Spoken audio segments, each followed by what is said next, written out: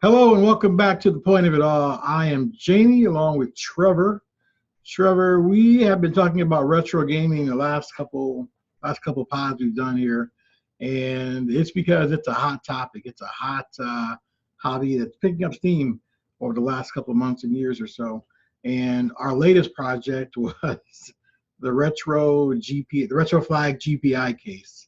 Now, tell us a little bit about the case that since you bought it. What were your initial thoughts about the case and the experience around it? I liked it. I liked the size of it, the thickness. It had nice weight to it. So everything I liked about it. I know there was a little bit of difficulty we had getting it set up, but I'll let you touch more on that since you did more of the programming side of it. But I liked everything I saw on it. Just initially. Yeah, one thing you didn't know is that the Raspberry Pi wasn't included, right? Yeah, no, I didn't know that. I maybe didn't do proper reading, but I knew about the batteries not being included, but Right. you definitely want a good set of rechargeables, or you'll go through batteries a lot. But Oh man, like crazy. I'll get in that a little bit later. But what was the price point? What did you pay for the whole setup? I paid $69.99 on Amazon just for the Retro Flag, and then I paid I think about $20 for the Raspberry Pi Zero W model, and then you also got the cost of an SD card. So you figure between that, rechargeable batteries, you probably, if you went all in, you figure maybe 130, 140 bucks total. By the time you get the Pi Zero, the rechargeables, charger, memory, the SD card, Right. not too bad. And none of the ROMs are included with this. So you got to pretty much do it yourself deal. Provided your own. Now, given the cost that you paid for it, if you compare that to the cost of maybe buying one that's already assembled and whatnot, it's pretty comparable. I mean, you're probably going to pay about 35, 40 bucks for them to build it for you, but otherwise, it's pretty much in the right place, I guess. The right price. Also, too, if you think back to what you had with the Game Boy Zero, you bought that fully assembled. Right. Memory card was installed. Yep. You didn't have to mess around with all the setup of it and putting in a safe shutdown script and all that. But you look at your time versus cost. I mean, you have to weigh that for what what you want. So. Right. So getting into the install part of it, now that I know what I'm doing, I've done it for like probably 50 times on this one device. This is my first attempt at installing a Pi on anything, really. But now that I know how to do it, I can probably get one done in like less than 10 minutes, to be honest with you. Because it really is that straightforward and easy. I do want to give a shout out to ETA Prime. Dude, you got some awesome tutorials, man. And they're just step by step with video diagrams and everything. So, and that pretty much led me to the finish line with setting mine up or setting yours up. The issue I ran into really was the end, setting up the shutdown script that you touched on before. The shutdown script, for whatever reason, would not take to the memory card. It wouldn't take to my setup. It would say it was complete. It would run through all the process. It would even reboot the Pi, but it would not come back up into the ES or the emulation station. And finally, I decided to change the memory card size.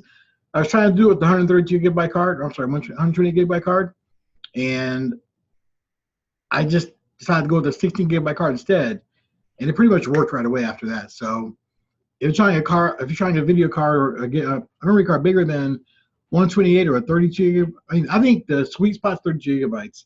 Anything bigger than that, I'd probably shy away from because it just gave me all kinds of fits.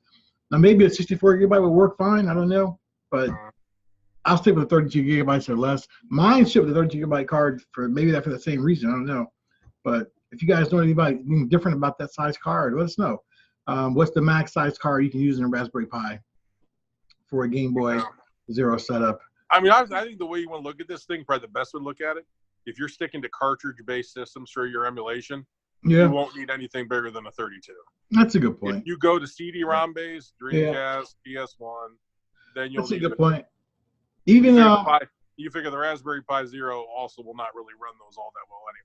Yeah, I didn't even try to beat anything above the Neo Geo, to be honest with you, because I didn't really buy it for that heavy emulation stuff. So overall, my impressions of the GPI, the Retro GPI case, just a really, really well-built case.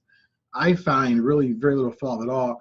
If I have one minor nitpick, the D-pad, when I press down, it tends to go left for some reason. I don't know if that's a minor issue or not, but not a deal breaker at all, because you're not going to play this thing like every day. It's just to get your nostalgic fix in, and then you put it away. You're saying it doesn't work when you press down, or It does. 90% of the time it works fine. Really, 98% of the time it works fine. But sometimes I'll press down, and it might go left for some reason. Other than that, it works great, and I can live with that. You know, nothing major at all. Now that you go back and compare this to the Game Boy Zero, which would you buy if you had to buy one? Pick one. You know, they have the trade-offs, man. Mine came with the larger screen, right, the bigger screen. But I think the screen on the GPI case is sharper. I think it's a sharper, clearer image.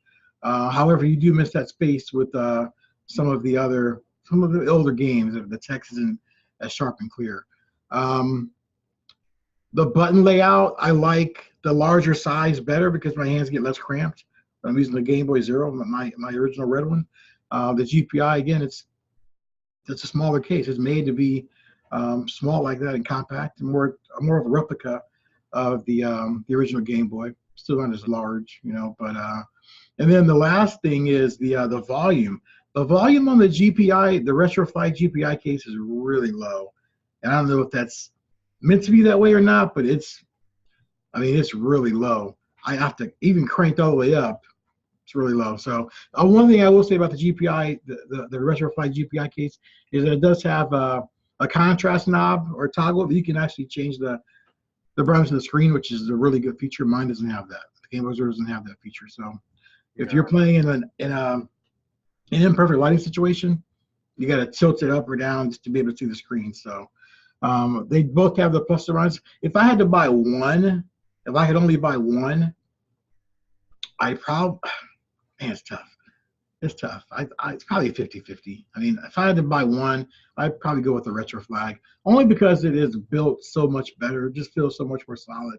My Game Boy Zero feels hollow almost. It feels. Now, I did drop it the other day, and it held up to that pretty well. It was on carbon from about 2 feet, so I mean, so it held up pretty well. But it does feel cheaply made, let's just say. You know, so that's my take on it. Now, you tried to buy another Retro Flag GPI case, so what did you find? They're completely out. So my guess is, like any of these things, they're probably made in a certain quantity they have to meet to make them. Right. So right. they kind of going to build back up to that. So I tried to order another one. I saw it wouldn't even ship until like August 1st. So, oh man. So yeah, just have to hold off and wait. But yeah, Amazon was out. I looked online. I found one for another site that by searching Twitter. I found another site that was selling them for like pre-order for like a second round. But as with any of these, they got to make so many to meet the price point. So you probably just have to build back up to that.